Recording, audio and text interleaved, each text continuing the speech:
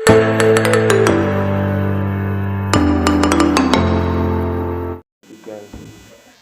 जनपद मुजफ्फरनगर में ऑपरेशन पहचान का ऐप लॉन्च किया गया है। ये पूरा ऐप एसपी सिटी के नेतृत्व में हमारे खुद के कंप्यूटर ऑपरेटर ने इन हाउस बनाया है और इसकी खास बात यह है कि इसमें 3 स्टेप्स हैं। पहला है आइडेंटिफिकेशन ऑफ हैबिचुअल ऑफेंडर्स,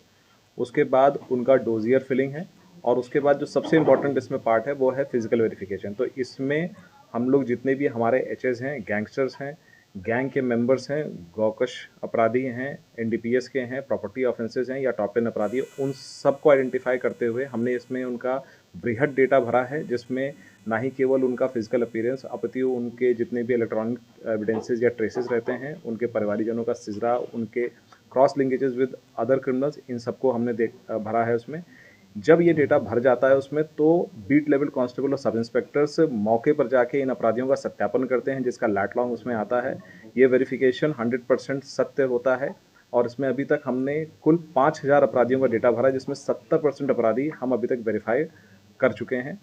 इस ऐप से एक फ़ायदा ये हुआ है कि पिछले दिनों कुछ घटनाएं ऐसी हुई थी जिसमें हमने जब वेरिफिकेशन किया तो पाया कि कुछ अपराधी भागे हुए थे और ऑन फर्दर इन्वेस्टिगेशन में पाया कि वो उस अपराध में लिप्त भी पाए गए थे। तो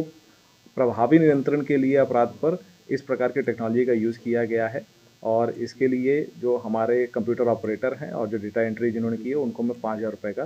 पुरस्कार घोषित करता हूँ। वो एक अलग सिस्टम है, उसका नाम नाफिस है। उसके लिए भी हम एक डिटेल्ड रिपोर्ट इस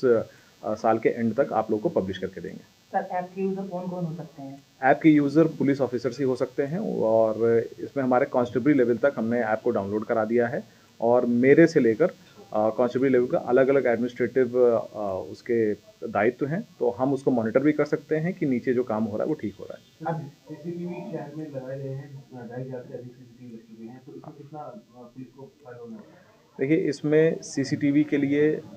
इसमें डीजीपी मुख्यालय से भी समय समय पर निर्देश निर्गत किए गए हैं, जिसका पालन करते हुए हमने पूरे मुजफ्फरनगर ज़िले को तकरीबन 2500 कैमरों से आच्छादित कर रखा है और इससे ना ही केवल हम घटनाओं को खोलने में हमें मदद मिलती है, अपितु यदि कोई ऐसी बात हो जाती है जहां पर हमको एविडेंसेस की डायरेक्ट एविडेंसेस ज़रूरत होती है, तो वो सीसीटीवी फुटेजेस भी हमारे सीधे काम आती हैं।